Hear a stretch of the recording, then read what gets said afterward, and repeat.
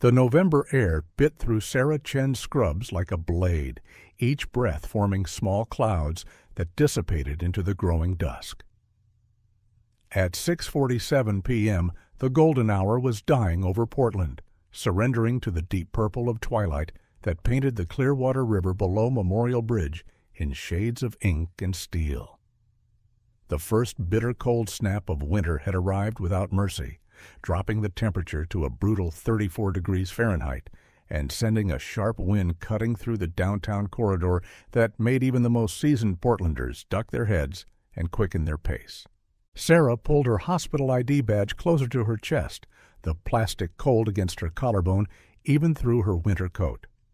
The badge read, Sarah Chen, RN, Pediatric ICU. But tonight it felt more like a weight than a credential. 12 hours of watching over Portland General's sickest children had left her emotionally drained, physically exhausted, and questioning whether she had anything left to give to the world. The Memorial Bridge stretched before her like a steel spine connecting the two halves of a city rushing toward evening.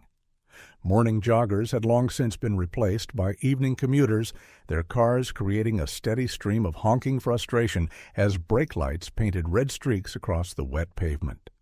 Bundled pedestrians hurried past her, their faces hidden beneath scarves and hoods, everyone focused on reaching warmth and safety before the temperature dropped further.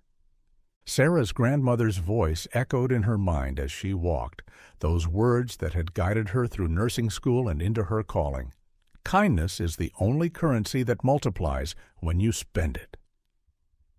Tonight, after losing a patient to complications that no amount of kindness could have prevented, those words felt hollow. The medical profession had become a battlefield of insurance claims and liability concerns, where genuine care was often overshadowed by the fear of lawsuits and administrative punishment. Her fingers found the small square of origami paper in her scrubs pocket, a habit she'd developed during her residency. Throughout her shift, she'd folded tiny paper cranes for her young patients during their scariest moments, a small gesture that somehow made the sterile hospital environment feel a little more human. The paper was soft from use, worn smooth by countless foldings, and it grounded her in the simple truth that sometimes the smallest acts of compassion could mean everything to someone who needed hope. Streetlights began to flicker on overhead, casting long shadows that danced across the bridge's walkway. Sarah's breath was visible in the frigid air, and dead leaves swirled across the wet pavement like nature's own origami, folding and unfolding in patterns that seemed almost deliberate. The city below was transforming as evening deepened, windows glowing warm and yellow in the buildings that lined the riverbank, each one representing someone rushing home to safety and warmth. The Clearwater River churned dark and threatening 30 feet below, its surface broken by chunks of ice that had formed along the banks during the day's cold snap. The water moved with a deceptive calm that masked the dangerous currents beneath, currents that had claimed lives during previous winter storms. Sarah had heard the stories during her orientation at the hospital, how the river could go from peaceful to deadly in minutes, how the cold could steal consciousness from even the strongest swimmers, how rescue attempts often created more victims than they saved.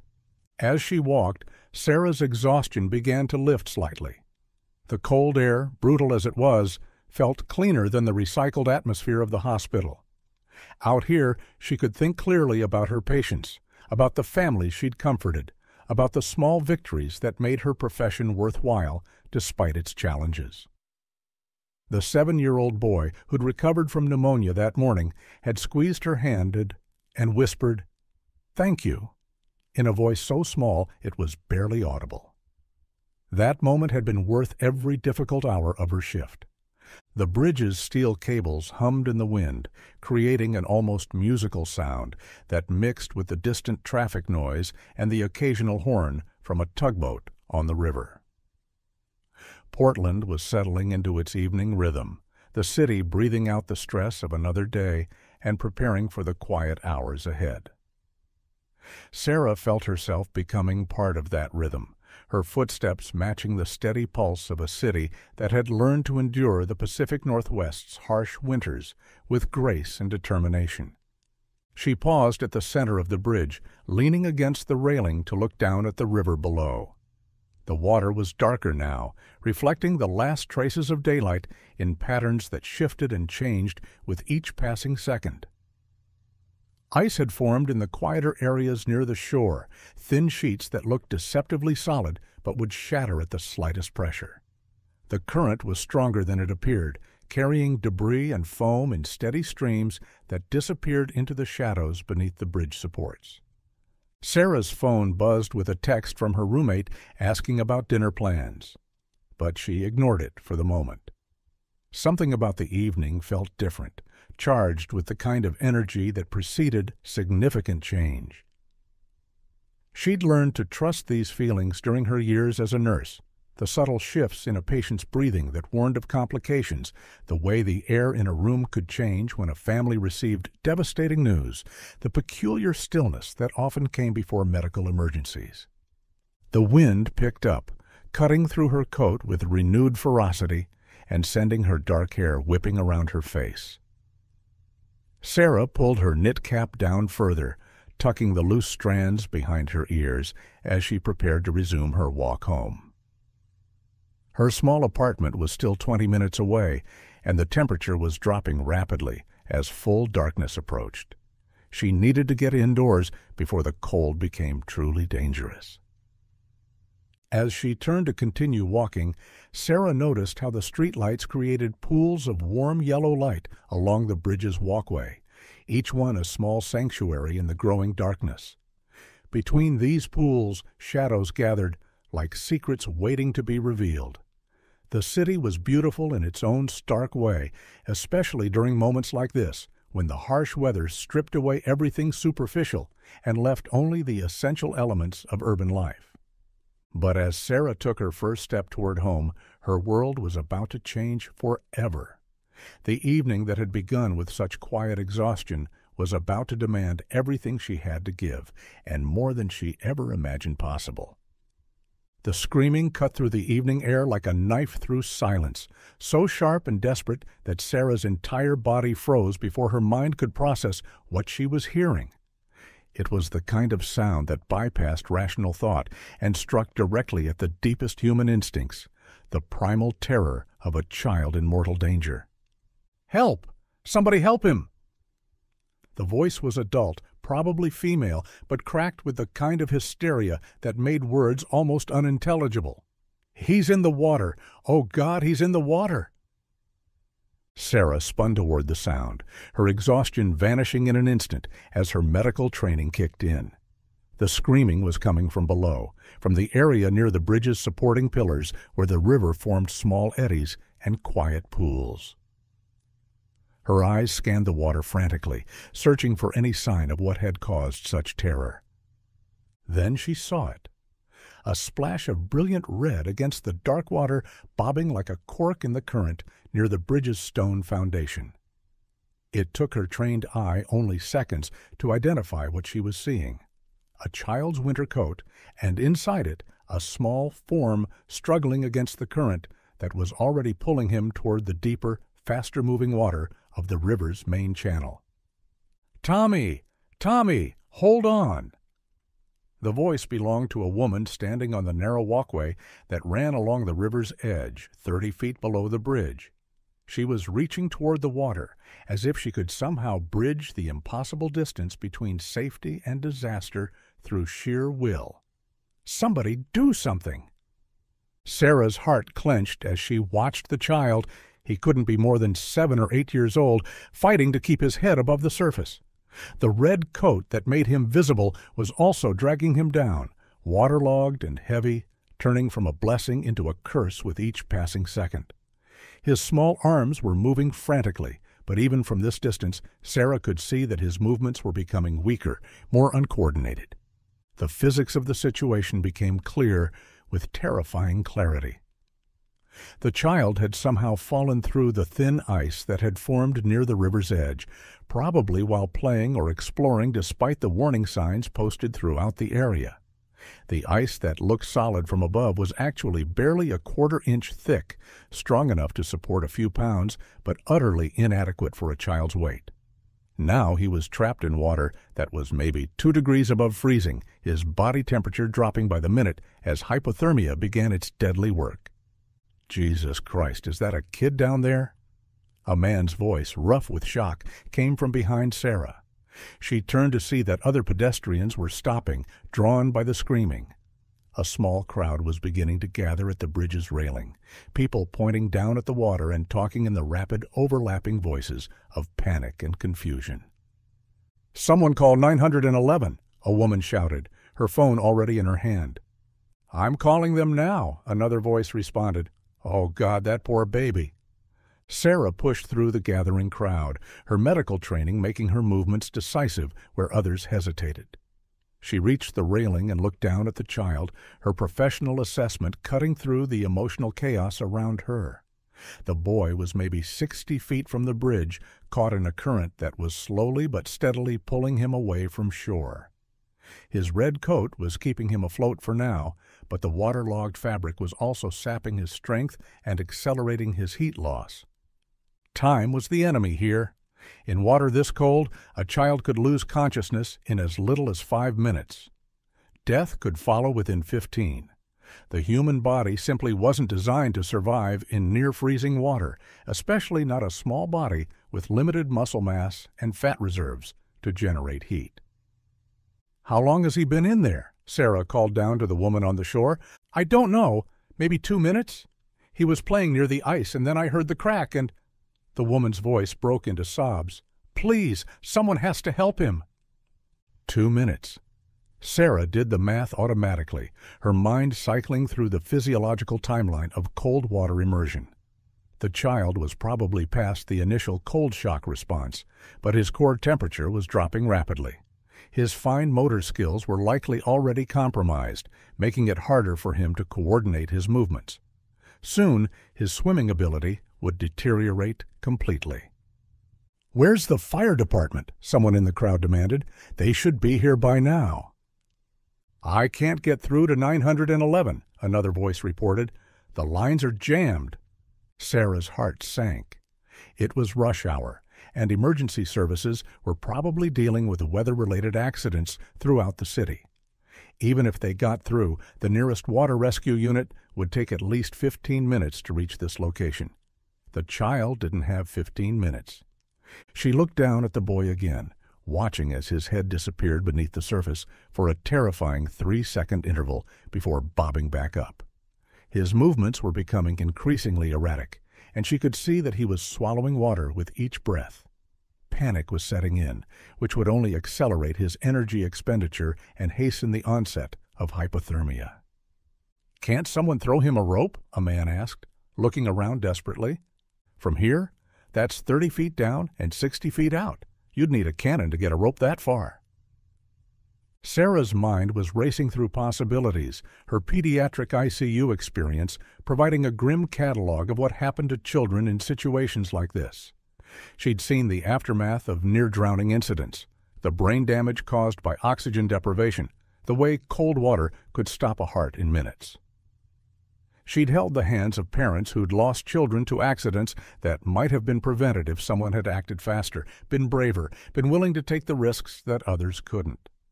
The crowd was growing larger now, maybe 20 people gathered at the railing, all talking at once, but none of them moving toward action. It was a phenomenon Sarah had observed in emergency situations. The bigger the crowd, the less likely anyone was to act, each person assuming that someone else would take responsibility. Psychologists called it the bystander effect. But Sarah had always thought of it as the tragedy of good intentions without courage. "Tommy!" The woman on the shore was screaming again, her voice raw with desperation. "Baby, hold on!" Sarah watched the child's head go under again, this time for 5 seconds. When he surfaced, his movements were noticeably weaker, his small face barely visible above the dark water. The current was pulling him steadily away from shore toward the center of the river where the water ran deeper and faster, where any chance of rescue would disappear entirely.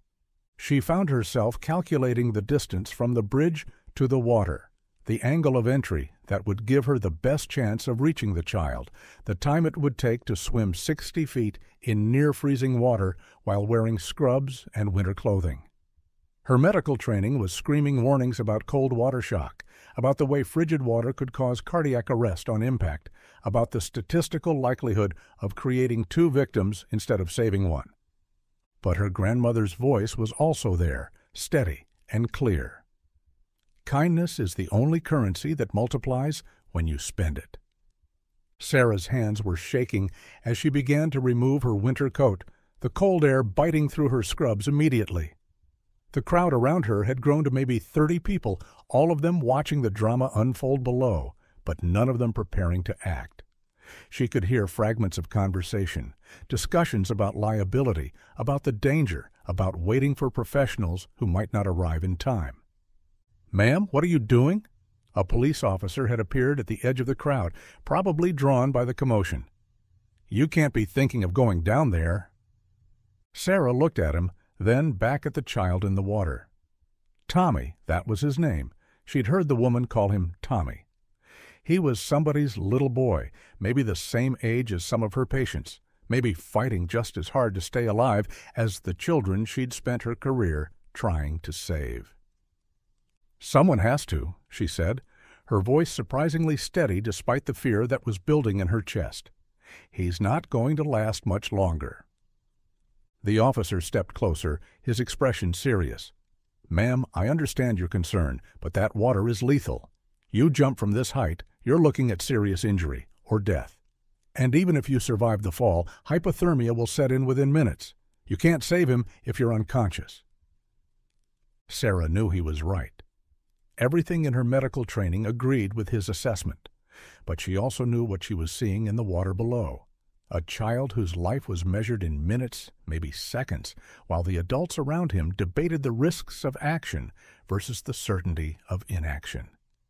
She looked down at Tommy again, watching as his head went under for the 3rd time. This time, he didn't surface immediately. 1 second passed, 2, 3, 4. When his head finally broke the surface, he wasn't moving his arms anymore. The current had him now, and it was carrying him steadily toward the center of the river, where the water ran too deep and too fast for any rescue attempt to succeed. Sarah's decision crystallized in that moment, cutting through all the rational arguments and professional cautions like a sword through smoke. She wasn't going to stand here and watch a child die while she calculated the risks of trying to save him. Her hands found the origami paper in her pocket, and she pulled it out, looking at the small square for just a moment. Then she handed it to the woman standing next to her, a stranger who looked as horrified and helpless as everyone else in the crowd. "If this doesn't work," Sarah said quietly, "fold it into a crane for Tommy." Then she turned toward the bridge railing, her heart pounding but her mind clear. The water was 30 feet below, dark and cold and full of floating ice. The child was maybe 90 feet away now, being carried toward certain death by a current that wouldn't be stopped by good intentions or emergency protocols. Sarah Chen had spent her career learning to calculate risks, to weigh probabilities, to make decisions based on medical evidence and professional standards. But tonight, she was about to learn that sometimes the most important calculations aren't made with the mind at all. They're made with the heart, in the space between one heartbeat and the next, when someone else's life hangs in the balance, and courage is the only currency that matters. The bridge railing was chest-high, made of steel painted green that had been worn smooth by countless hands over the decades. Sarah placed her palms against the cold metal, feeling the vibration of traffic and wind, and looked down at the churning water below. 30 feet had never seemed so far, nor so close. "Ma'am, please step back from the railing."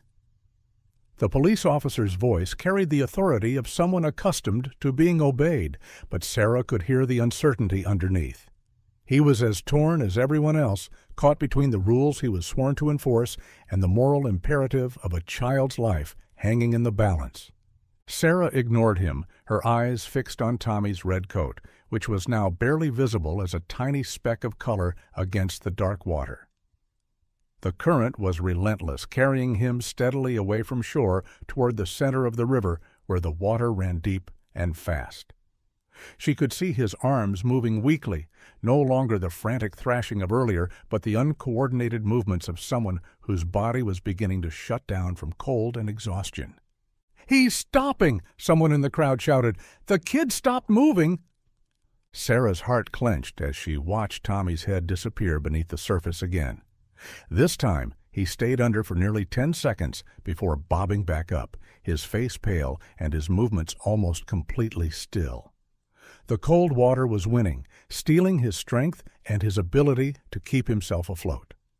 In her pediatric training, Sarah had learned the grim statistics. Children lost consciousness in cold water 50% faster than adults, and once they went under, they rarely surfaced again on their own. "Where's that goddamn fire department?" a man's voice called out, rough with frustration and fear. "Still trying to get through to 911, someone else responded. "The whole system's jammed." Sarah felt the seconds ticking by like hammer blows. Each moment of delay was another moment of heat loss for Tommy, another step closer to the point where even the best rescue attempt would be too late. She'd seen the aftermath of prolonged cold water exposure in the ICU, the brain damage, the cardiac complications, the way a child's body could simply give up fighting when pushed beyond its limits. The crowd behind her had grown to nearly 50 people now, their voices creating a wall of sound that mixed concern with helplessness. Sarah could hear fragments of conversation, people sharing their own experiences with water rescues, others debating the liability issues. Still others simply watching in the kind of horrified fascination that accompanies disasters. "Someone should do something," a woman's voice said, but it carried the tone of someone who expected that someone to be anyone but herself. "What can we do? That's a 30-foot drop into freezing water. It's suicide." That poor baby. Where are his parents? Sarah's training kicked in, providing her with the clinical assessment that everyone else was avoiding. Tommy had been in the water for at least 5 minutes now, probably closer to 7. His core body temperature would have dropped several degrees, compromising his motor function and judgment. The cold water was conducting heat away from his body 25 times faster than air at the same temperature. His small size worked against him. Children had a higher surface area to mass ratio than adults, meaning they lost heat even more rapidly.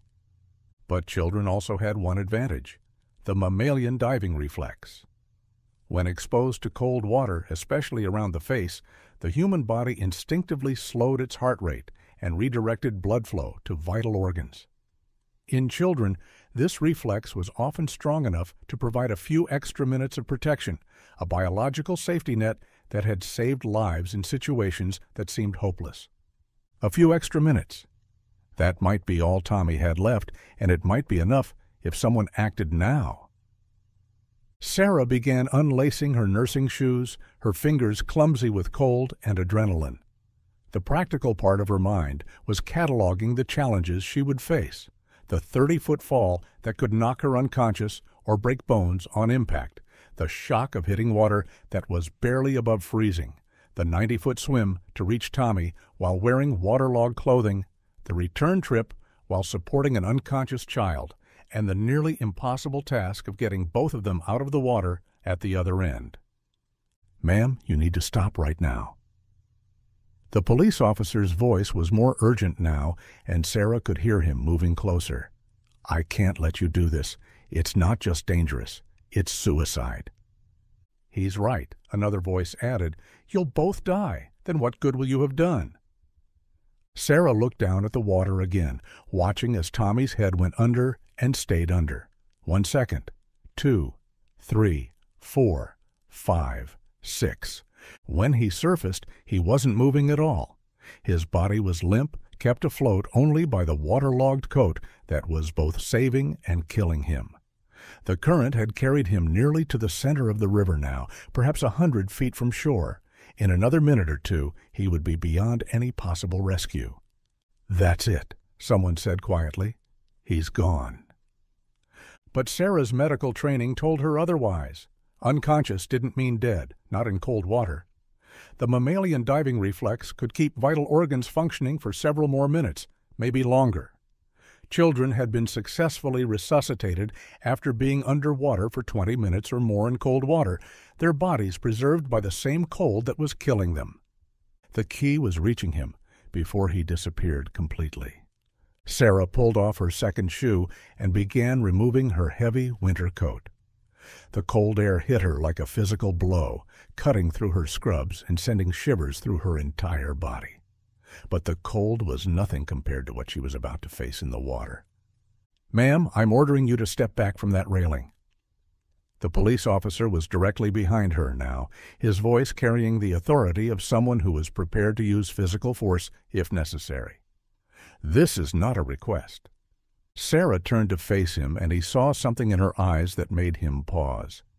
It wasn't recklessness or hysteria. It was the kind of focused determination that came from years of making life-and-death decisions in hospital emergency rooms. She'd seen that look in surgeons who operated on hopeless cases, in nurses who refused to give up on patients that everyone else had written off. "Officer," she said quietly, "I'm a pediatric ICU nurse. I've spent my entire career trying to save children's lives. That little boy down there still has a chance, but only if someone acts right now. In 2 minutes, maybe less, it'll be too late." The officer looked down at the water, then back at Sarah. She could see the conflict in his eyes, the professional obligation to prevent what looked like a suicide attempt versus the human recognition that sometimes the rules had to be broken to save a life. "The fire department will be here soon," he said, but his voice lacked conviction. "Soon isn't good enough," Sarah replied, pulling off her coat and handing it to the woman standing next to her. "That child has maybe 2 minutes before hypothermia and oxygen deprivation cause irreversible brain damage, maybe less." She could feel the crowd's energy shifting around her, the passive observation turning into something more active. People were forming a circle around her, some trying to talk her out of the jump, others beginning to clear a path to the railing. The human instinct to help was warring with the equally human instinct for self-preservation, creating a tension that charged the air like electricity before a storm. "If you're going to do this," a man's voice said from behind her, "you need to know about the current.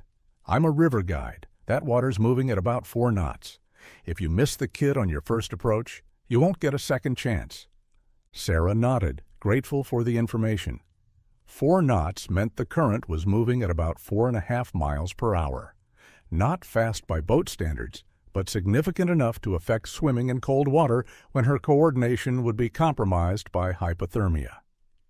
"There's a ladder on the south pier," another voice added, "if you can get to it, but it's maybe 15 feet underwater this time of year." More useful information, but also more complications. Sarah was beginning to understand that this rescue attempt wasn't just about being brave enough to jump. It was about being smart enough to survive what came after the jump. She looked down at Tommy one more time. His body was completely motionless now, a small red shape being carried inexorably toward the deeper water. The woman on the shore had stopped screaming, either from exhaustion or from the terrible realization that her voice alone couldn't save him. Sarah's hands were shaking as she climbed onto the bridge railing, her scrubs providing almost no protection against the wind that seemed to cut through the fabric like it wasn't there. The steel was slippery with condensation, and her bare feet struggled to find purchase on the narrow ledge. 30 feet below, the water looked black and hungry, its surface broken by chunks of ice that gleamed like teeth in the growing darkness. "Jesus Christ, she's really going to do it," someone whispered. "Someone call an ambulance. We're going to need an ambulance." "Already called. They're on their way." Sarah took a deep breath, filling her lungs with the cold air that burned her throat and made her eyes water. She could feel her heart hammering against her ribs, her body's natural fear response to the prospect of jumping from a height that could kill her even before she hit the water. But she could also feel something else, a calm certainty that came from finally knowing what she had to do. Her grandmother's voice echoed in her mind one last time. Kindness is the only currency that multiplies when you spend it. Sarah looked down at the water, calculated the angle and distance, and made her peace with whatever was about to happen. Then she took a step forward into empty air, leaving the safety of the bridge behind and falling toward a decision that would change everything. The first second of the fall was pure terror. The sensation of stepping off solid ground into nothing but air and gravity, her stomach lurching as her body realized it was no longer supported by anything but momentum and hope. Sarah's arms windmilled instinctively, her body trying to find purchase in the empty space around her. But there was nothing except the rushing wind and the water that rose up to meet her like a dark mirror. The second brought clarity. Her medical training kicked in, overriding the panic with the kind of analytical thinking that had saved lives in hospital emergency rooms.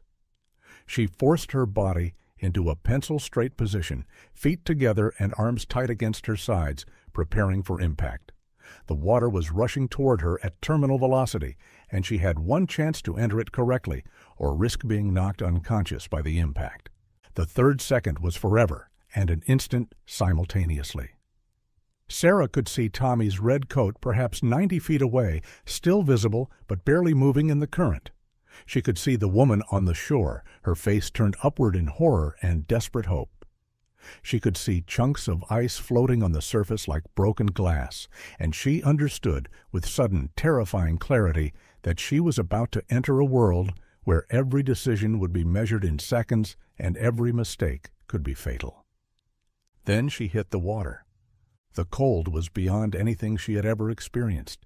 Not just temperature, but a living thing that seemed to reach inside her body and squeeze every nerve ending simultaneously. It was like being struck by lightning made of ice, a shock so complete and overwhelming that her body forgot how to function for several crucial seconds. Her lungs seized, refusing to draw breath, and her heart seemed to stutter in her chest as the frigid water flooded over her.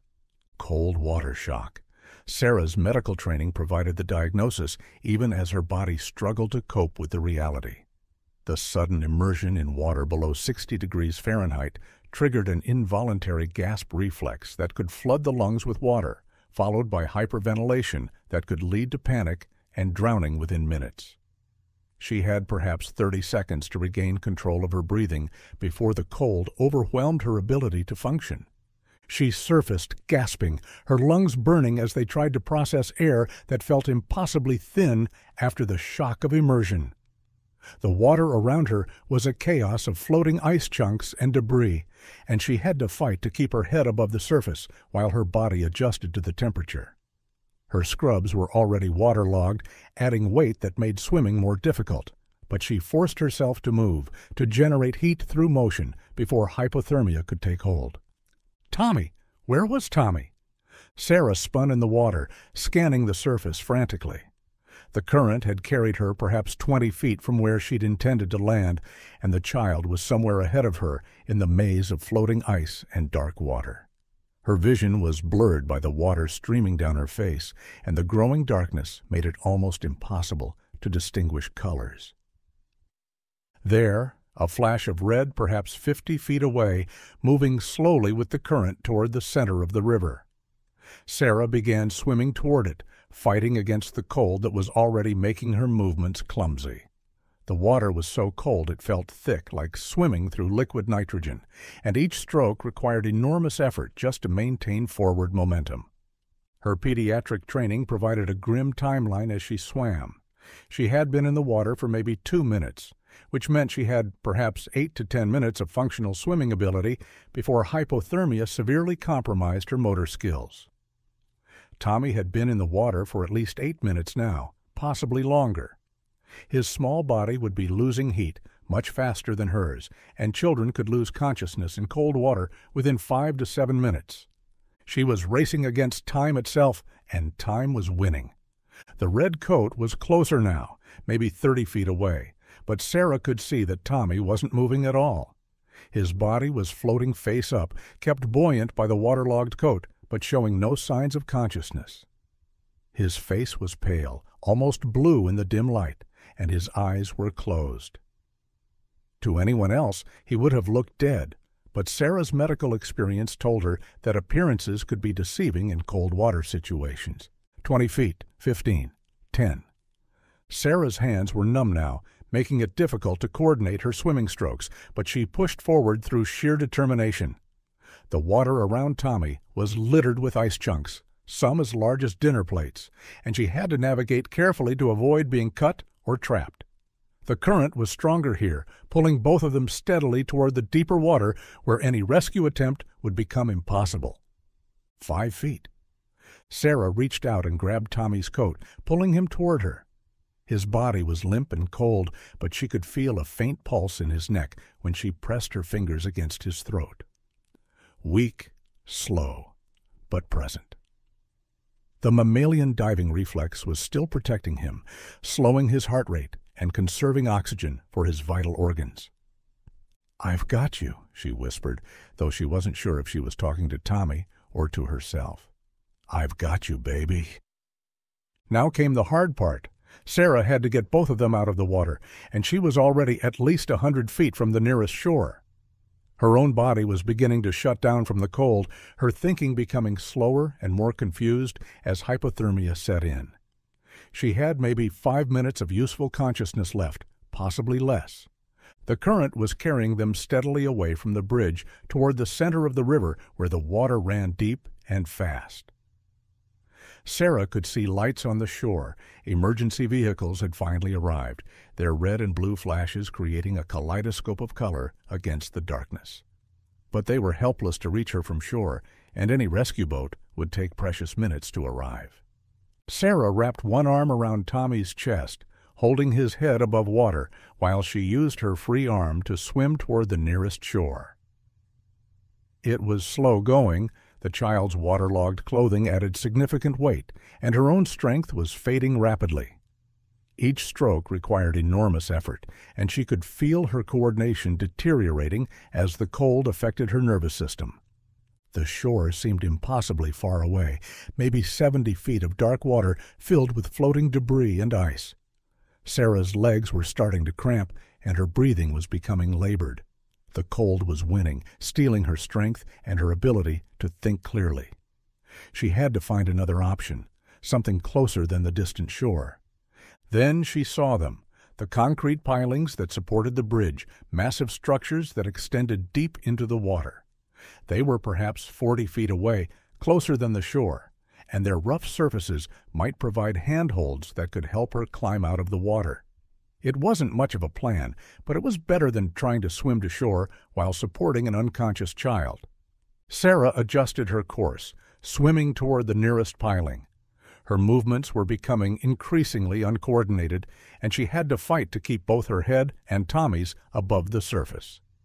The current was helping now, carrying them in roughly the right direction, but it was also pulling them toward the deeper water beyond the bridge. 30 feet, 20, 15.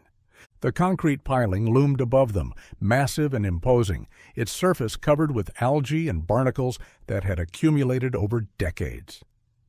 Sarah could see that it extended several feet underwater, creating a kind of artificial reef that might provide shelter from the current.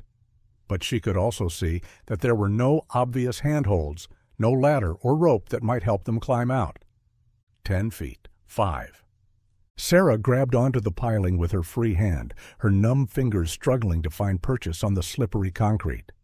The surface was covered with a thin layer of ice, making it almost impossible to grip, but she managed to wedge her fingers into a crack between two sections of concrete. The current immediately tried to pull her away, but she held on, using her body to shield Tommy from the worst of the flow. They were out of the main current now, in a small eddy created by the piling, but they were still in the water and still losing heat rapidly. Sarah could feel her strength fading, her grip on the concrete weakening as her fingers became increasingly numb. She had maybe 2 or 3 minutes before she would be physically unable to hold on. Above them she could hear voices, emergency responders who had arrived at the bridge. Powerful lights were beginning to illuminate the water around the pilings, and she could see figures moving along the bridge's walkway. Help was coming, but would it arrive in time? Sarah pressed her face against the cold concrete, trying to conserve what little body heat she had left. Tommy was still unconscious, his breathing shallow but present. She could feel his heart beating against her arm, slow but steady. The mammalian diving reflex was still protecting him, but she didn't know how much longer it would last.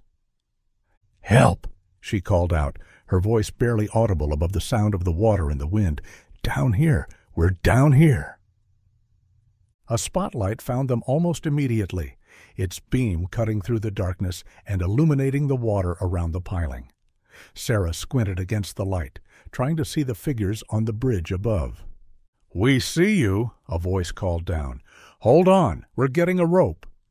Sarah tried to respond, but her voice was failing along with the rest of her body. The cold had penetrated so deeply that she could barely feel her extremities, and her grip on the concrete was weakening by the second. Tommy's weight seemed to be increasing as her strength decreased, and she realized with growing desperation that she might not be able to hold on long enough for help to arrive. The water around them was full of ice chunks that bumped against their bodies with each small wave, and Sarah could feel cuts opening on her hands where the concrete's rough surface had scraped against her skin. But the pain was distant now, muted by the cold that was shutting down her nervous system bit by bit. Above them, she could hear the sounds of organized rescue activity, multiple voices coordinating, equipment being moved, the mechanical whine of winches or pulleys. The emergency responders were working with the efficiency of people who had trained for exactly this situation, but Sarah knew that time was running out. Her body was beginning to shut down, and she could feel consciousness starting to slip away at the edges. "Sarah!" The voice was closer now, maybe coming from someone who had rappelled partway down the piling. "Sarah, can you hear me?" She tried to look up, but the effort was enormous. Everything was becoming dreamlike, distant, as if she were watching someone else's emergency from far away. The cold was winning, stealing her awareness along with her strength. But Tommy was still breathing. She could feel his chest rising and falling against her arm, slow but steady. Whatever happened to her, she had reached him in time. The mammalian diving reflex was still protecting him, and professional rescuers were here now with proper equipment and training. Sarah's grip on the concrete finally failed, and she felt herself beginning to slip back into the current. But before the water could claim them both, strong hands grabbed her arms, pulling her and Tommy up against the piling where a rescue harness was waiting. "I've got them!" the voice called up to the bridge. "Haul us up!" The last thing Sarah remembered before consciousness finally fled was the sensation of rising through the air, Tommy's small body pressed against her chest, both of them wrapped in the safety of professional rescue equipment. The nightmare was over, but the consequences were just beginning. Sarah's first conscious memory was warmth. Not the gentle warmth of sunshine or a cozy room, but the aggressive, almost painful warmth of a hospital's warming blanket wrapped around her entire body. Her skin felt like it was on fire as circulation returned to her extremities, and every nerve ending seemed to be screaming protests as her core temperature slowly climbed back toward normal. She tried to open her eyes, but the light in the room was blindingly bright after the darkness of the river. Everything felt disconnected, dreamlike, as if her brain was working through thick fog. There were voices around her, clinical and professional, discussing medications and vital signs in the shorthand that she recognized from her own work in the pediatric ICU. "Mrs. Chen? Sarah? Can you hear me?" The voice belonged to Dr. Martinez, one of the emergency physicians at Portland General. Sarah had worked with him on several occasions, transferring patients from the ER to the pediatric unit. "You're in the hospital. You're safe." Sarah tried to speak, but her throat felt raw and swollen. When she finally managed to croak out a word, it was barely audible. "Tommy?" "The child is alive," Dr. Martinez said immediately, understanding her priority. "He's in intensive care, but his vital signs are stable. You got to him in time, Sarah. You saved his life." Relief flooded through her body, more warming than any heated blanket. Tommy was alive. Whatever else had happened, whatever consequences she might face, that 7-year-old boy was breathing because she had been willing to jump. The knowledge settled into her chest like a warm stone, anchoring her despite the confusion and disorientation that clouded everything else. "How long?" she managed to ask. "You've been unconscious for 6 hours," Dr. Martinez replied. "We had to treat you for severe hypothermia and near drowning.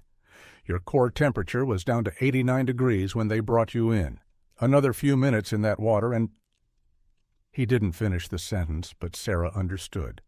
She had come very close to dying in the Clearwater River.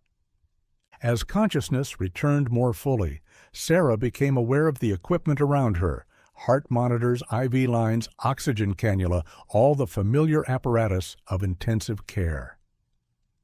She was a patient now instead of a caregiver, experiencing the vulnerability and dependence that she usually witnessed from the other side of the bed rail. It was a profoundly disorienting feeling for someone who had spent her career being the one in control during medical emergencies. "My supervisor," Sarah said, her voice getting stronger. "Does she know?" Dr. Martinez's expression changed subtly, and Sarah caught the shift immediately. In her years of nursing, she had learned to read the micro-expressions that medical professionals use to communicate bad news without words. Something was wrong, something beyond the medical crisis she had just survived. "Sarah, we need to talk about what happened," Dr. Martinez said carefully. "Administrator Williams wants to see you as soon as you're stable." The name sent a chill through Sarah that had nothing to do with her recent hypothermia. Administrator Williams was the hospital's chief administrator, a man known for his strict adherence to protocols and his zero-tolerance policy for anything that might expose the hospital to liability.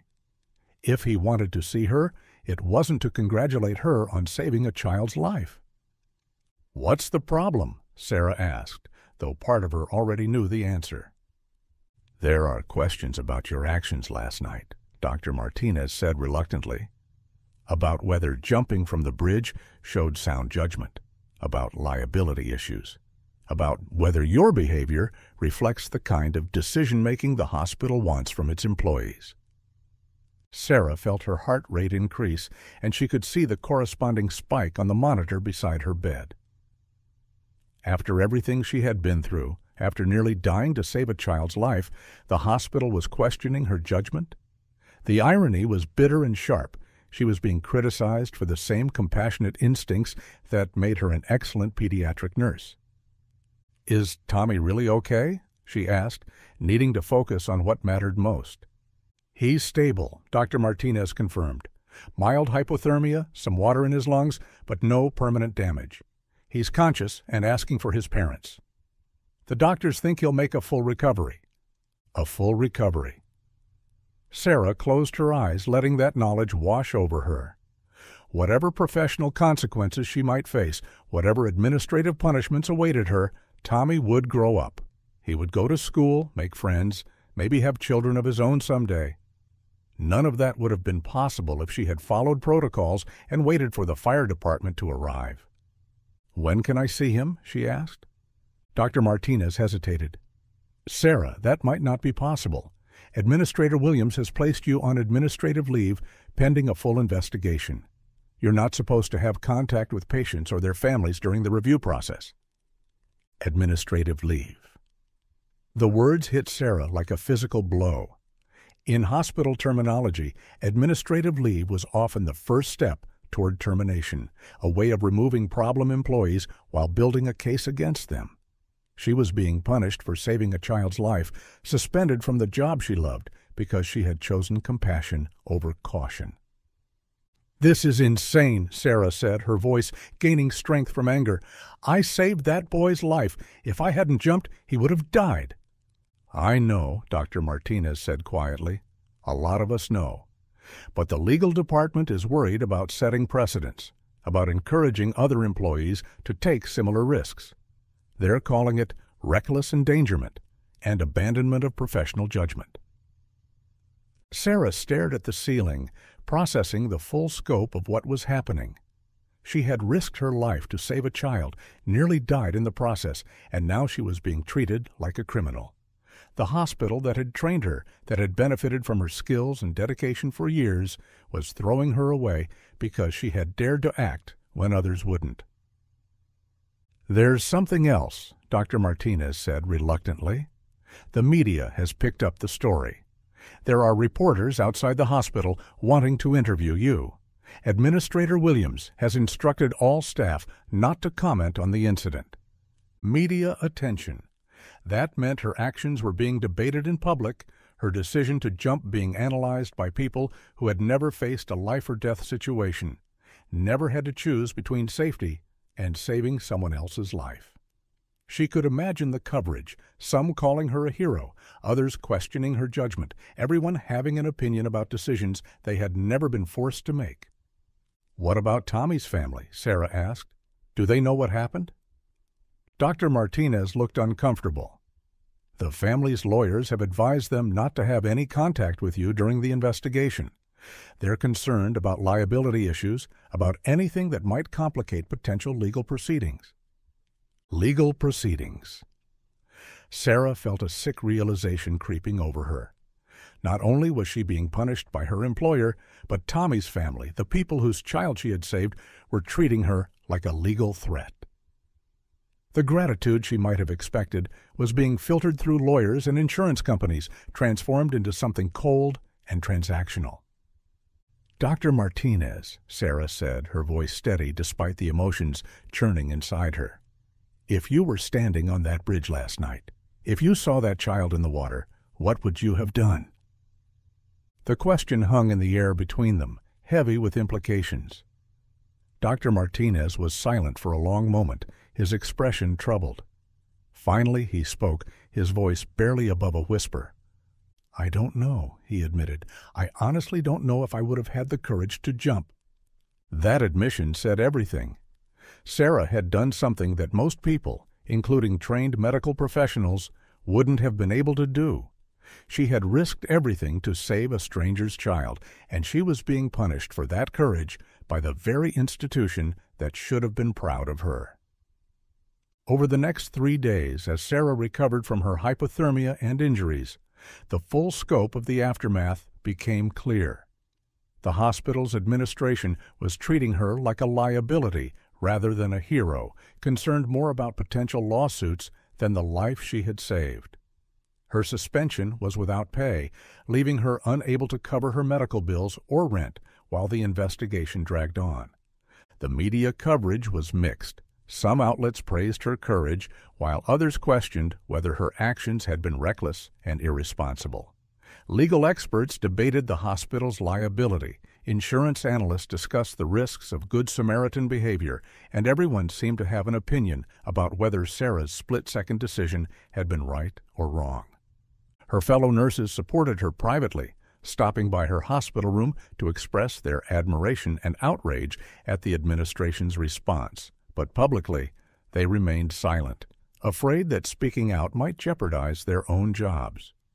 Sarah understood their caution, but it added to her growing sense of isolation and abandonment. The worst part was the silence from Tommy's family. Sarah had saved their child's life, nearly died in the process, and they were treating her like a stranger, or worse, like a threat. She understood the legal complexities, the way lawyers and insurance companies could transform genuine gratitude into calculated risk management. But the emotional impact was devastating. On her 4th day in the hospital, as Sarah prepared for discharge into an uncertain future, she found herself staring out the window at the city below. Somewhere out there, Tommy was recovering, probably going home to his family, returning to the normal life of a 7-year-old boy. That knowledge was worth everything she had lost, but it didn't make the injustice any easier to bear. She was about to learn, however, that sometimes the most important consequences of our actions take time to reveal themselves. Sometimes the people whose lives we touch have ways of touching our lives in return, in ways we never could have imagined. The next chapter of Sarah's story was about to begin, and it would start with 10 gleaming black SUVs pulling up outside her modest apartment building. 2 days after her discharge from the hospital, Sarah Chen sat in her small apartment, surrounded by medical bills and eviction notices, trying to figure out how to rebuild a life that had been shattered by an act of heroism. The irony wasn't lost on her. She had saved a child's life and destroyed her own in the process. The hospital's administrative leave had stretched into indefinite suspension, and without her nursing salary, she couldn't cover rent, utilities, or the growing stack of medical bills from her own treatment. Her apartment felt smaller than usual, cramped with the weight of uncertainty and financial pressure. The phone had stopped ringing days ago, reporters had moved on to other stories, and her friends had exhausted their expressions of outrage and support. Now she was alone with the consequences of her decision, wondering if saving Tommy's life had been worth losing everything else.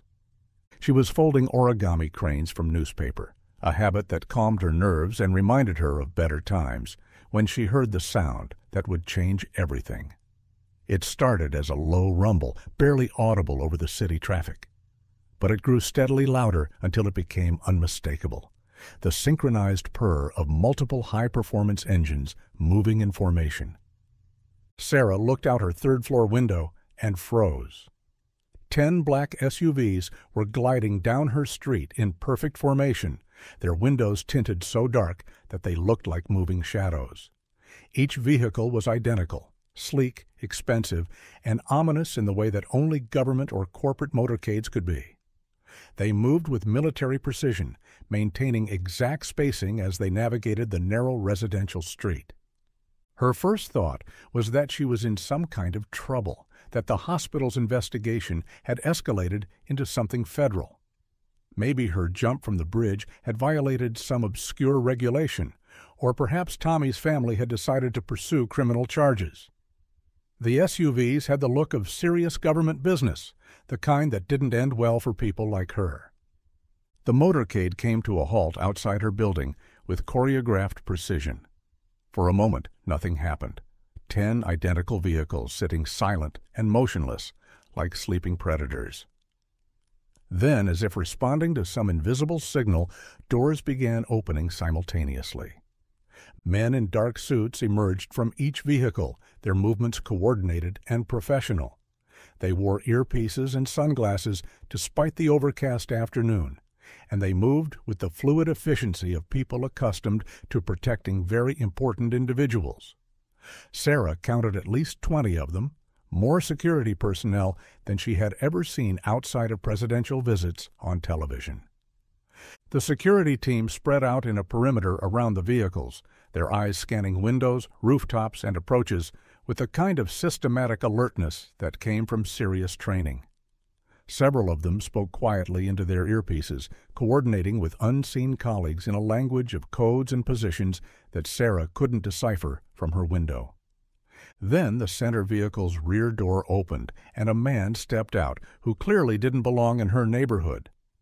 He was perhaps 45, tall and lean, with the kind of effortless confidence that came from never having to worry about money or power. His clothes were expensive but understated.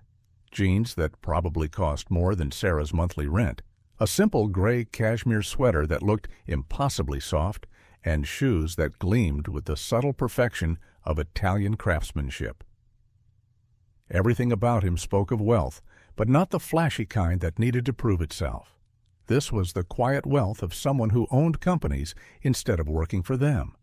But what struck Sarah most was his face. Despite the obvious wealth and power, there was something deeply human in his expression, a mix of gratitude, determination, and what looked like carefully controlled emotion. He wasn't here on business. He was here for something personal.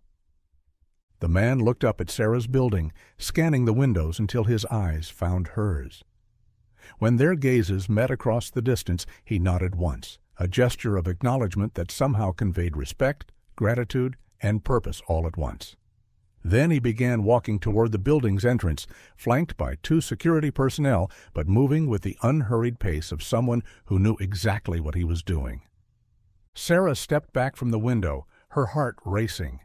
She had no idea who this man was or what he wanted, but the scale of his arrival suggested that her quiet life of anonymity was about to end permanently. She looked around her small apartment, the stack of unpaid bills, the few pieces of furniture she'd managed to accumulate, the origami cranes scattered across her coffee table, and realized that whatever was about to happen would probably change everything. A knock came at her door, firm but polite. Sarah took a deep breath, smoothed her hair, and walked across the small room to answer it. When she opened the door, she found herself face to face with the man from the SUV, flanked by 2 security guards who managed to look both intimidating and respectful. "Miss Chen," the man said, his voice carrying the kind of educated accent that spoke of prep schools and Ivy League universities, "my name is Marcus Hartwell. I believe you saved my nephew's life." Marcus Hartwell! The name hit Sarah like a physical blow. She knew that name. Everyone in the Pacific Northwest knew that name. Marcus Hartwell was the tech mogul who had built a software empire worth billions, the philanthropist whose foundation funded hospitals and schools across the region, the man whose companies employed tens of thousands of people. He was the kind of wealthy that existed in a different universe from her own, the kind of powerful that could change lives with a single decision. And Tommy was his nephew. "Mr. Hartwell," Sarah managed, her voice barely steady. Yes, I helped Tommy. Is he—" "He's perfect," Marcus said, and for the first time Sarah saw genuine emotion break through his composed exterior. "He's completely fine, thanks to you. Miss Chen, may I come in? There are some things I need to say to you, and I'd prefer to say them in private." Sarah stepped aside, acutely aware of how small and shabby her apartment must look to someone accustomed to luxury. Marcus entered with quiet courtesy, his security guards remaining in the hallway. He looked around the small space without judgment, taking in the medical bills on her kitchen table, the simple furniture, the origami cranes that had become her coping mechanism. "Miss Chen," Marcus said, turning to face her, "I want you to know that what you did 4 nights ago was the most extraordinary act of courage I have ever witnessed. You risked your life to save a child you had never met, and you nearly died in the process. My sister's family has been legally advised not to contact you during the hospital's investigation, but I don't answer to lawyers when it comes to matters of the heart." He reached into his jacket and pulled out an envelope, slightly crumpled and obviously handled many times. "Tommy insisted on writing this himself," Marcus said, offering her the envelope. "He's been asking about you constantly, wanting to know if you're okay, wanting to thank you properly. When I told him that the adults had made it complicated, he said that sometimes adults are stupid and that he needed to thank the lady who saved him." Sarah took the envelope with trembling hands. Her name was written on the front in the careful, uneven letters of a 7-year-old, and there were small drawings around the edges, stick figures that might have been her and Tommy, and what looked like a bridge with hearts floating around it. "Go ahead," Marcus said gently. "Open it." Sarah tore open the envelope and pulled out a single sheet of paper covered with Tommy's artwork and words. The message was simple but devastating in its sincerity. "Dear Nurse Sarah, thank you for jumping in the cold water to save me. I was scared, but then you were there. Uncle Marcus says you are a hero, and I think so, too. I drew you a picture of us being safe. I hope you are not sick anymore. I want to meet you when the grown-ups stop being silly. Love, Tommy P.S. Uncle Marcus says you like making paper birds, so I tried to make you one, but it looks more like a frog." Taped to the bottom of the letter was a small, lopsided origami creation that might have been intended as a crane, but looked more like abstract art. It was perfect in its imperfection, made with the earnest effort of a child who wanted to give something meaningful to the person who had saved his life. Sarah felt tears running down her cheeks before she realized she was crying. After days of institutional punishment and legal complications, this simple letter from a 7-year-old reminded her why she had jumped in the first place. It wasn't about protocols or liability or professional judgment. It was about a child who needed help and an adult who was willing to provide it. "He's been making origami animals for you all week," Marcus said quietly. "My sister's house looks like a paper zoo. He's determined to get good at it so he can teach you when he meets you." "The hospital won't let me have contact with patients or their families," Sarah said, wiping her eyes. "I'm suspended pending investigation. They're treating me like I did something wrong." Marcus's expression hardened, and for a moment Sarah caught a glimpse of the corporate titan who had built an empire through strategic brilliance and unwavering determination. "Miss Chen," he said, his voice carrying new authority, "I want you to look out your window." Sarah walked to the window and looked down at the street. The 10 black SUVs were still there, but now there was additional activity. Moving trucks were arriving, men in uniforms were unloading equipment, and there seemed to be some kind of organized operation taking place on the sidewalk below. "What's happening?" Sarah asked. Marcus joined her at the window, his expression shifting from corporate determination to something that looked almost like anticipation. "I've just made a $50 million donation to Portland General Hospital," he said matter-of-factly. "The money is specifically earmarked for a new pediatric emergency response unit, to be named the Sarah Chen Pediatric Emergency Response Unit. The donation comes with certain conditions regarding the training and protection of staff who provide emergency aid to children." Sarah stared at him, trying to process what he was saying. $50 million, her name on a hospital unit, conditions about staff protection. "Mr. Hartwell, I don't understand." "You will," Marcus said, pulling out his phone, "because in about 30 seconds, the hospital's chief administrator is going to call you with a very different attitude than he's shown over the past week. And tomorrow morning, you're going to return to work as the head of your new department, with full back pay, a promotion, and a guarantee that no nurse in this hospital will ever be punished for saving a child's life." As if summoned by his words, Sarah's phone began ringing. The caller ID showed Portland General Hospital's main number. Marcus smiled, and it was the first completely genuine expression she had seen from him. "Answer it," he said. "I think you're going to like what they have to say." Sarah stared at her ringing phone, the hospital's number flashing on the screen like a beacon of possibility. For a week, she had been treated like a pariah by the institution where she had dedicated her career to saving children's lives. Now, with Marcus Hartwell standing in her small apartment and $50 million apparently changing the entire equation, that same institution was calling her. "Go ahead," Marcus said gently. "Take the call." Sarah answered on the 4th ring, her voice carefully neutral. "This is Sarah Chen." "Sarah!" The voice belonged to Administrator Williams, but it carried none of the cold disapproval she had heard during their previous conversations. Instead, he sounded almost effusive, the tone of someone who had suddenly discovered that a problem employee was actually a valuable asset. "Sarah, I'm so glad I reached you. How are you feeling? Are you recovering well from your ordeal?"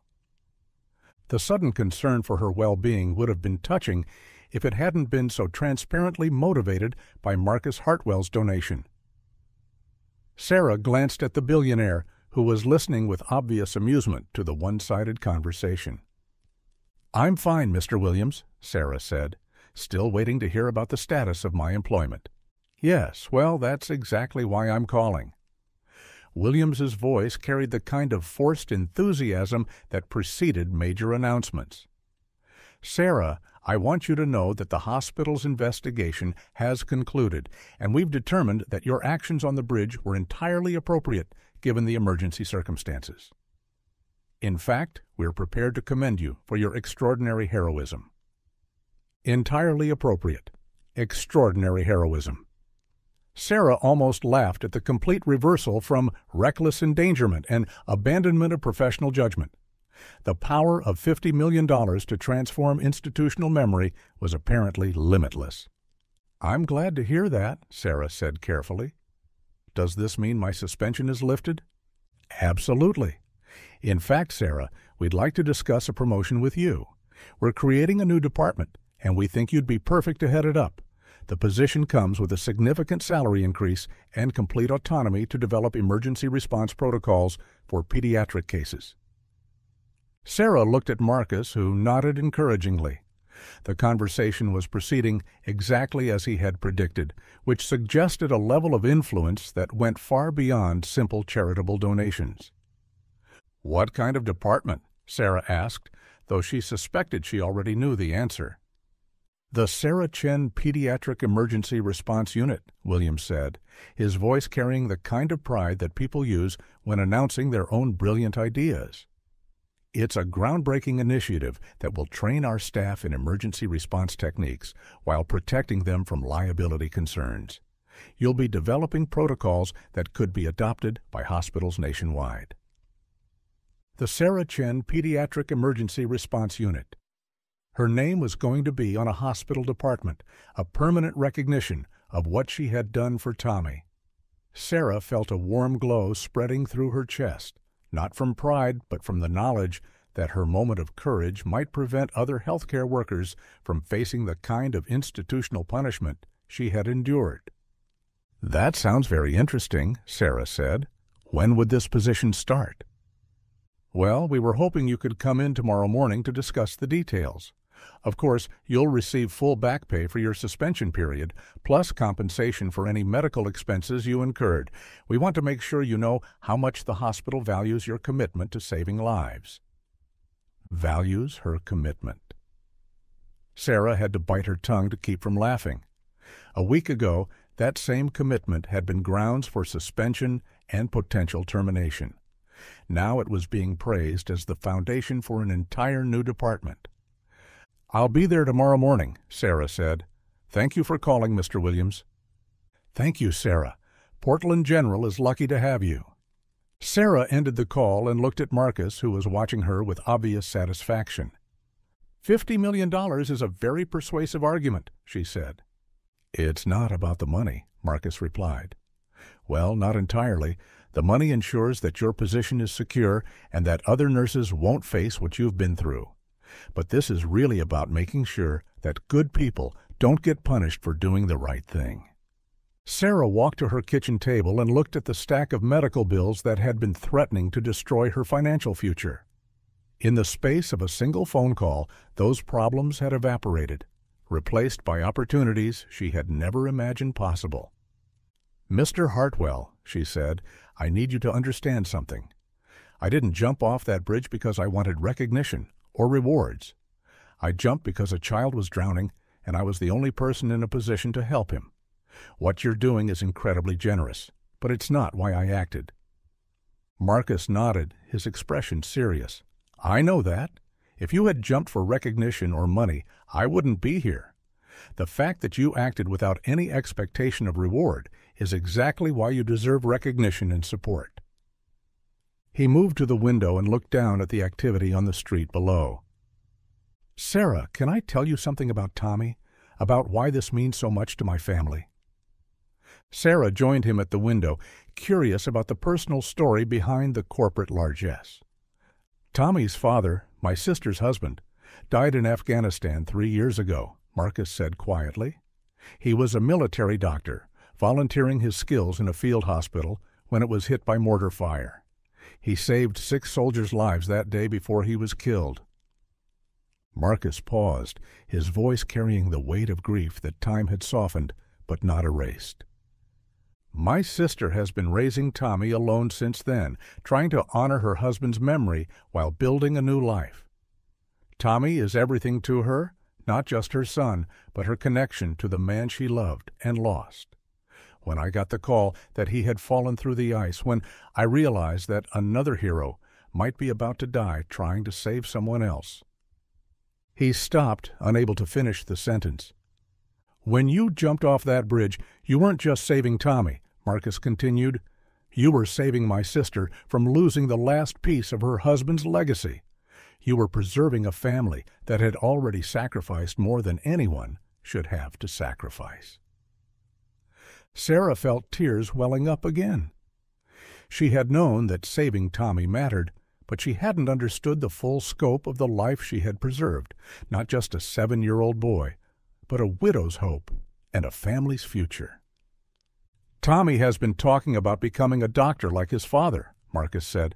"He wants to help people the way you helped him, the way his father helped those soldiers. Your courage didn't just save his life, it preserved his dreams, his potential to carry on his father's legacy of service." The weight of that responsibility was both humbling and inspiring. Sarah had thought she was simply responding to an emergency, but she had actually been preserving something much larger, a chain of heroism that connected a fallen soldier to his son, to the future lives that boy might save. "There's something else," Marcus said, reaching into his jacket again.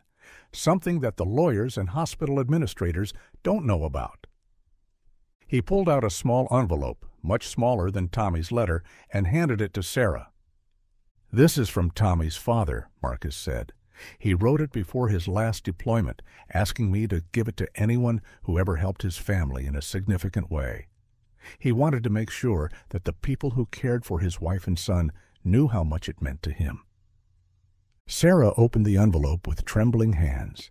Inside was a single sheet of military stationery with a brief message written in careful handwriting. "To whoever is reading this, thank you for caring for my family while I cannot. There is no greater honor than protecting those who cannot protect themselves, and no greater gift than the knowledge that good people still exist in this world. Your kindness multiplies across generations. Captain James Morrison, U.S. Army Medical Corps." Sarah closed her eyes, feeling the full weight of the chain that connected her to this family.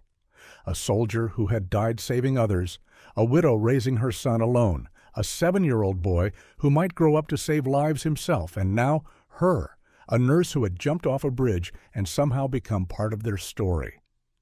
"He would have been proud of what you did," Marcus said quietly, "just as Tommy will be proud to tell his own children someday about the nurse who risked everything to save him." Sarah looked down at the street, where the moving trucks were still busy with whatever operation Marcus had set in motion. The scope of what was happening was beginning to sink in, not just her reinstatement or promotion, but the creation of something larger that might protect other healthcare workers who found themselves in similar situations. "What happens now?" she asked. Marcus smiled, and this time it was the expression of someone who was genuinely excited about the future. "Now you go back to doing what you do best, saving children's lives. But you'll do it with the support and protection you should have had all along. And someday, when Tommy is old enough to understand everything that happened, you'll meet him properly and he can thank you in person." "And the origami lessons?" Sarah asked, remembering Tommy's letter. "Those too," Marcus said, laughing. "Though I should warn you, he's been practicing with my sister's expensive stationery. You're going to have some very fancy paper cranes." As Marcus prepared to leave, Sarah realized that her life had been transformed by more than just money or institutional support. She had become part of a story larger than herself, connected to people she had never met through the simple act of refusing to let a child die. Her grandmother's words about kindness multiplying when spent had proven true in ways she never could have imagined. The young nurse who had jumped off a bridge to save a stranger's child was about to become the head of a department dedicated to ensuring that such courage would never again be punished. And somewhere in the city, a 7-year-old boy was practicing origami, preparing to thank the woman who had given him a future. The plaque outside the Sarah Chen Pediatric Emergency Response Unit gleamed under the hospital's fluorescent lights, its brass surface polished to a mirror shine that reflected the faces of the children and families who passed beneath it daily. Sarah paused in front of it every morning, not from vanity, but from amazement that her split-second decision on a cold November evening had grown into something this permanent and meaningful. The department occupied an entire floor of Portland General's newest wing, funded by Marcus Hartwell's donation and designed specifically for emergency pediatric care. The space was unlike any other area of the hospital. Walls painted in warm colors with murals created by recovered patients, play areas where families could wait without the sterile anxiety of traditional hospital environments, and training rooms where medical professionals learned the protocols that Sarah had developed over the past 6 months. Dr. Chen? The voice belonged to Maria Santos, one of the new nurses who had been hired specifically for the emergency response unit. The title still felt strange to Sarah. Her promotion had come with an honorary doctorate in pediatric emergency medicine, recognition of her practical expertise even without traditional academic credentials. "Just Sarah, please," she replied, as she did every time someone used the formal title. "What's the situation?" "We've got a 10-year-old boy coming in, near drowning in the Columbia River. ETA 3 minutes. The family specifically requested you." Sarah felt the familiar surge of adrenaline that accompanied emergency calls, but it was tempered now by the confidence that came from having the right resources and support. The protocols she had developed were being used in hospitals across the Pacific Northwest, and her staff was trained not just in medical techniques, but in the kind of rapid decision-making that could mean the difference between life and death. "Prep Trauma Bay 2, Sarah said, moving toward the elevator, "and call the hypothermia specialist. If they pulled him from the Columbia in March, we're looking at serious cold water exposure." As the elevator descended to the emergency department, Sarah reflected on how much had changed since that night on Memorial Bridge. The hospital that had once suspended her now showcased her work in medical journals and conference presentations. The administration that had questioned her judgment now cited her protocols as examples of innovative thinking in emergency medicine. But the most significant change wasn't professional, it was personal. In developing training programs for other healthcare workers, Sarah had discovered that her experience wasn't unique. Nurses, doctors, and paramedics across the country had faced similar situations, forced to choose between institutional protocols and human lives. Many had chosen differently than she had, haunted by the children they might have saved if they had been willing to risk their careers and safety. The elevator doors opened to reveal the organized chaos of the emergency department. Sarah moved through the familiar environment with practiced efficiency, her team falling into formation around her like dancers who had rehearsed their steps countless times. The new protocols weren't just about medical procedures, they were about creating a culture where life-saving instincts were supported rather than punished. "Sarah," Dr. Martinez called out from the trauma bay, "good to have you down here. The paramedics are saying this one's going to be close." Sarah nodded, pulling on gloves as she entered the treatment area. The boy arrived moments later, his lips blue with cold, his small body shivering violently despite the warming blankets the paramedics had wrapped around him. But he was conscious, his eyes wide with fear and confusion as the medical team surrounded him. "Hey there, buddy," Sarah said, her voice calm and reassuring as she began her assessment. "I'm Sarah. We're going to take really good care of you, okay?" The boy nodded weakly, and Sarah saw something familiar in his eyes, the same trust she had seen in Tommy's face during those terrifying moments in the water. Every child she treated now carried an echo of that 7-year-old boy whose life had changed everything. The next hour passed in the focused intensity of emergency medicine. Core temperature, cardiac monitoring, careful rewarming protocols, all the procedures that Sarah had learned firsthand during her own treatment 6 months earlier. The boy responded well, his vital signs stabilizing as his body temperature gradually returned to normal. "He's going to be fine," Sarah told the boy's parents, who had arrived mid-treatment in the kind of panic that only parents of endangered children could understand. Complete recovery, no lasting effects. He was very lucky. The water wasn't as cold as it could have been, and the response time was excellent.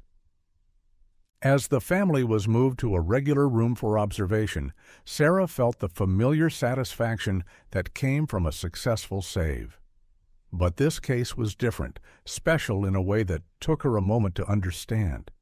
Then she realized this was the first near-drowning case she had treated since Tommy, the first time she had faced the same type of emergency that had changed her life. "Dr. Chen?" Maria appeared at her side again. "There's someone here to see you. Says he has an appointment." Sarah checked her watch and smiled. She had been so focused on the emergency that she had forgotten about her scheduled visitor. This was going to be the best part of her day. "Send him to my office," she said. "I'll be right there." Sarah's office was on the top floor of the pediatric wing, with windows that looked out over the city and, in the distance, the Clearwater River, where everything had started. The space was professional but personal, filled with thank-you cards from patients' families, medical journals, and hundreds of origami cranes that had become something of a signature. When she opened her office door, she found a familiar figure sitting in the chair across from her desk, carefully folding a piece of bright yellow paper with the intense concentration that only children brought to important tasks. "Hello, Tommy," Sarah said, her heart swelling with joy at seeing the boy who had started it all. Tommy Morrison looked up from his origami, and Sarah was struck by how much he had grown in 6 months. He was taller, his face had lost some of its childish roundness, but his eyes still held the same brightness that had made her so determined to save him. "Hi, Nurse Sarah," he said, then corrected himself with a grin. "I mean, Dr. Sarah. Uncle Marcus says I'm supposed to call you doctor now." "Sarah is fine," she said, sitting down across from him. "What are you making?" "A crane," Tommy said proudly, showing her his work. "I've been practicing really hard. Look, I can make the wings move and everything." The origami crane was nearly perfect, folded with the kind of precision that came from dedication and practice. Sarah remembered her own early attempts at origami, the frustration of crooked folds and lopsided results. Tommy had clearly taken the art seriously. "That's beautiful," Sarah said, genuinely impressed. "You've gotten really good at this." "I wanted to be ready for our lesson," Tommy said. "Uncle Marcus said you would teach me the hard ones, like dragons and flowers and stuff." "Absolutely," Sarah agreed. "But first, I want to hear about you. How are you doing? How's school?" Tommy launched into an enthusiastic account of his second-grade activities, his friends, his new interest in science class, and his determination to become a doctor like his father. Sarah listened with the kind of attention she gave to all her young patients. But this was different. This was the child whose life had changed her own, whose rescue had led to everything that followed. "And Mom says I can't go near the river anymore unless there's a grown-up with me," Tommy added, his expression becoming more serious. "She got really scared when I fell in the water." "That sounds like a very good rule," Sarah said. "Water can be dangerous, especially when it's cold." "I know," Tommy said solemnly, "but I'm glad it happened because I got to meet you." The simple honesty of the statement hit Sarah like a physical force. Here was a 7-year-old boy, now 8, who could find gratitude in a near-death experience because it had connected him to someone he cared about. It was the kind of wisdom that adults spent lifetimes trying to achieve. "I'm glad I got to meet you too," Sarah said. "You're a very special boy, Tommy." "Uncle Marcus says what you did was the bravest thing he ever saw," Tommy said, his voice carrying the gravity that children used when discussing important adult topics. "He says you're a hero." "Heroes are just people who help when help is needed," Sarah replied. "Anyone can be a hero if they're willing to care about other people." Tommy considered this for a moment, then nodded as if he had reached an important decision. "Then I want to be a hero too," he said, "like you and like my dad." Sarah felt tears welling up in her eyes. This was why she had jumped off that bridge, why she had risked everything, not for recognition or rewards, but to preserve this boy's future, his potential to carry forward his father's legacy of service and compassion. "You already are a hero, Tommy," she said. "You survived something very scary, and you've been brave enough to learn from it instead of being afraid. That takes real courage." They spent the next hour working on origami, with Sarah teaching Tommy increasingly complex patterns while he told her about his dreams and plans. He wanted to be a doctor who helped children, he said, someone who made them feel better when they were sick or scared. He had been practicing on his stuffed animals, giving them checkups and making them paper cranes to help them feel better. "Uncle Marcus says you have a whole hospital department named after you," Tommy said as he worked on a particularly tricky fold. "That's really cool." "It's not really about me," Sarah explained. "It's about making sure that doctors and nurses can help people without worrying about getting in trouble for trying to save lives." "Like when you jumped off the bridge?" "Exactly like that." Tommy finished his crane and held it up for inspection. It was perfect, with clean folds and symmetrical wings that moved smoothly when he manipulated the tail. "This is for you," he said, offering her the yellow paper bird, "to say thank you for saving me." Sarah accepted the crane with the reverence it deserved, understanding that this small paper creation represented something much larger: gratitude, healing, the continuation of life that had almost been lost. "Thank you, Tommy," she said. "I'll treasure it always." As their visit came to an end, Tommy stood up and, without warning, threw his arms around Sarah in the kind of fierce hug that only children could give. She hugged him back, feeling the solid warmth of a life preserved, a future protected, a chain of heroism that would continue long after she was gone. "Will I see you again soon?" Tommy asked as he pulled away. "Any time you want," Sarah promised. "And when you're older, if you still want to be a doctor, maybe you can come work here with me." Tommy's face lit up with excitement. "Really? In the Sarah Chen department?" "Really," Sarah confirmed, "but you have to promise me something." "What?" "Promise me that you'll always remember that heroes aren't people who aren't afraid. They're people who do the right thing even when they are afraid." Tommy nodded solemnly, understanding that this was important adult wisdom that he needed to remember. "I promise," he said. After Tommy left with his mother and Uncle Marcus, who stopped by to thank Sarah again and update her on the department's expanding influence, Sarah returned to her office and placed the yellow crane on her desk next to all the others. Each one represented a life touched, a family helped, a moment when compassion had overcome caution. She looked out her window at the city below, at the river in the distance where everything had started. Somewhere out there, other nurses and doctors were facing their own moments of decision, their own choices between safety and service. Because of what had happened on Memorial Bridge, because of Marcus Hartwell's support and the protocols she had developed, more of them would choose to act. More children would be saved. Sarah's phone buzzed with a text from Maria. Another emergency coming in. Multi-vehicle accident. 3 pediatric patients. ETA 5 minutes. Sarah stood up, straightened her white coat, and headed for the elevator. She had work to do, lives to save, and a legacy to build. The young nurse who had jumped off a bridge to save a stranger's child had become something more. A guardian of other guardians, ensuring that courage would always be rewarded instead of punished. As the elevator descended toward the emergency department, Sarah thought about her grandmother's words one more time. Kindness is the only currency that multiplies when you spend it. She had spent everything she had that night on Memorial Bridge, risked her life and career for a child she had never met. In return, she had received something infinitely more valuable: the knowledge that when courage is needed, ordinary people can become extraordinary, and that single acts of compassion can ripple forward through generations. The elevator doors opened, and Sarah stepped into the organized chaos of another emergency, ready to save more lives, create more ripples, and prove once again that heroes walk among us every day. They just look like nurses and teachers and neighbors who refuse to let fear silence their compassion when someone needs help. Behind her, in her office, a small yellow crane sat among hundreds of others, a paper monument to the truth that kindness once spent multiplies beyond measure and echoes across time.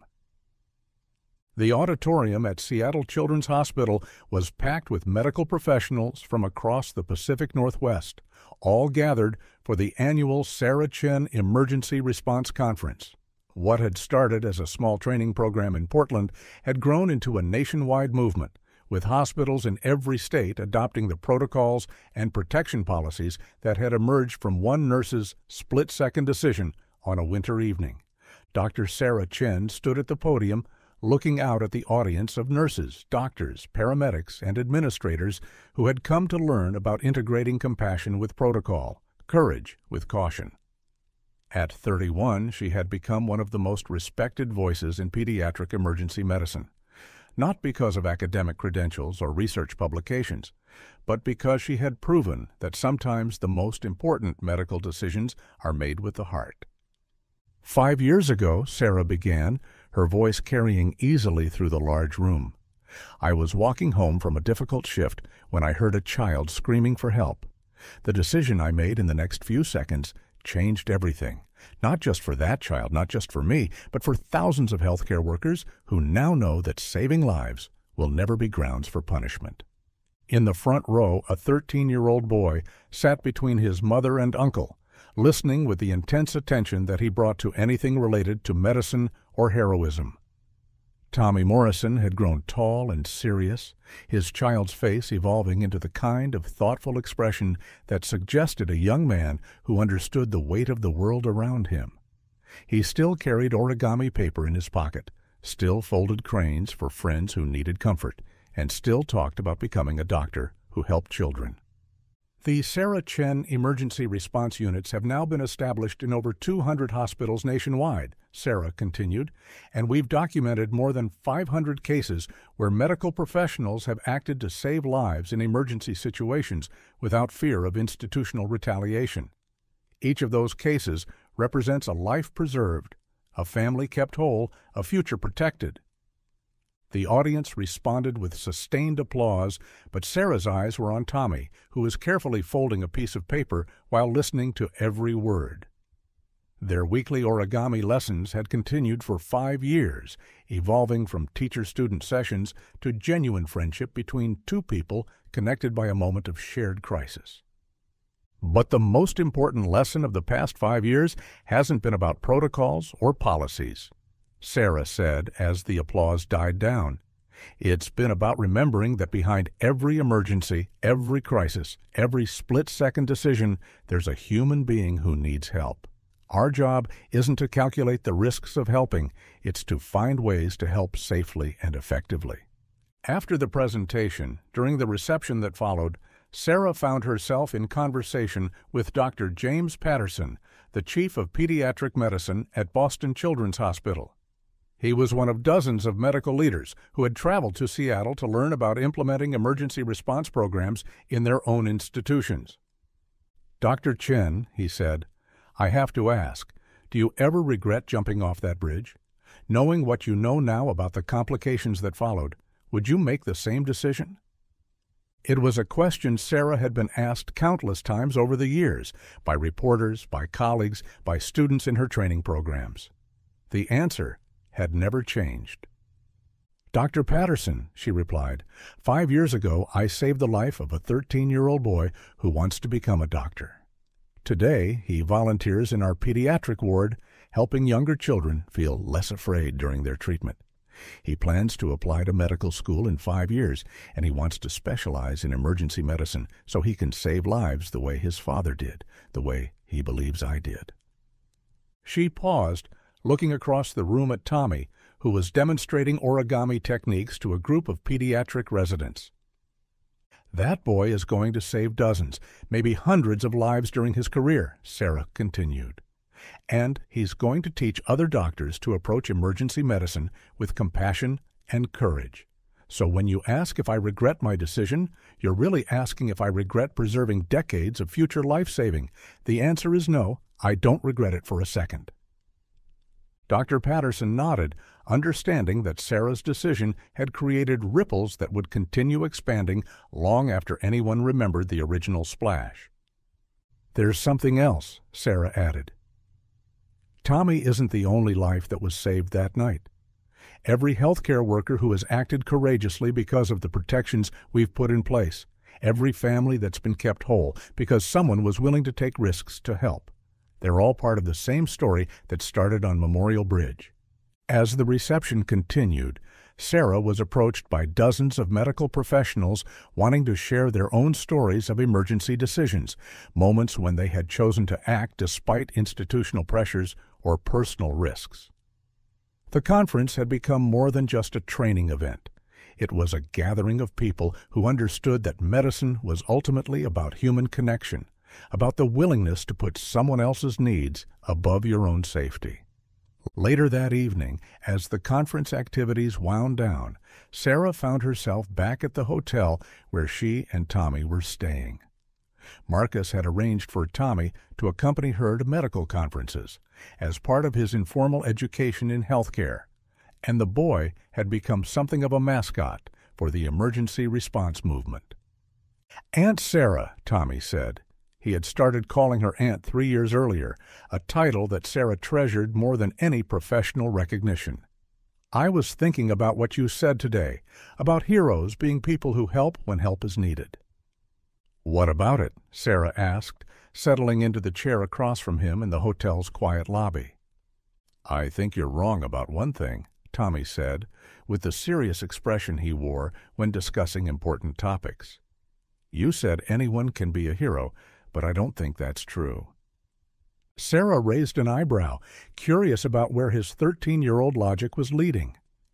"I think heroes are people who choose to help even when it's hard, even when they're scared, even when they might get in trouble," Tommy continued.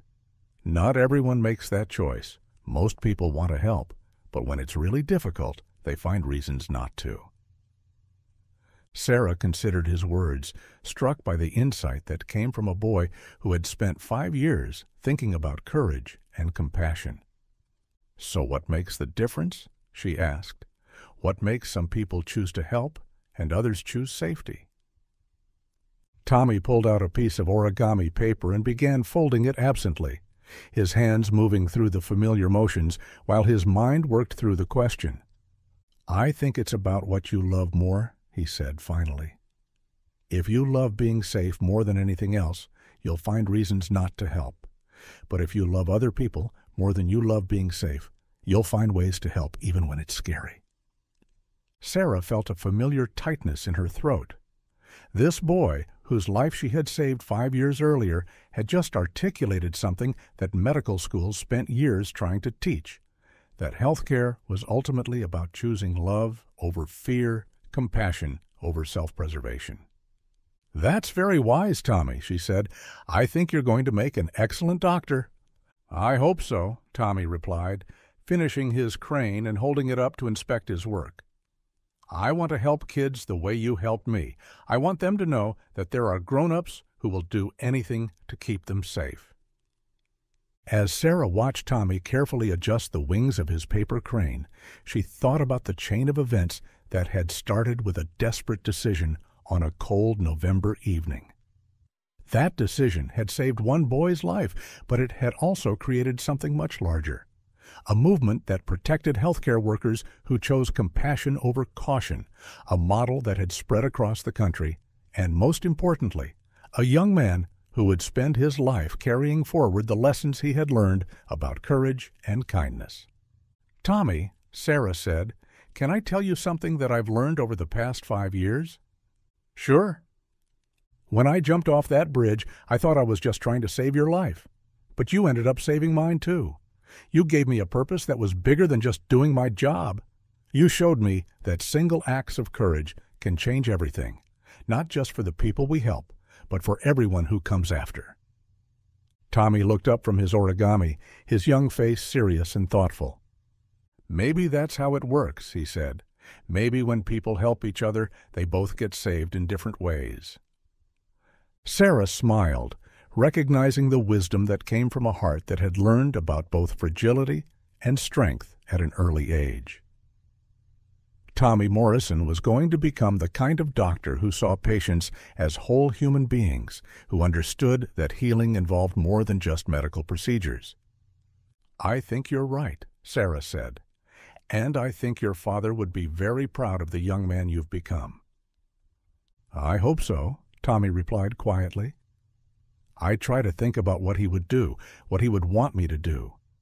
Uncle Marcus says that Dad always believed that saving one life was like saving the whole world, because you never know what that person might go on to do."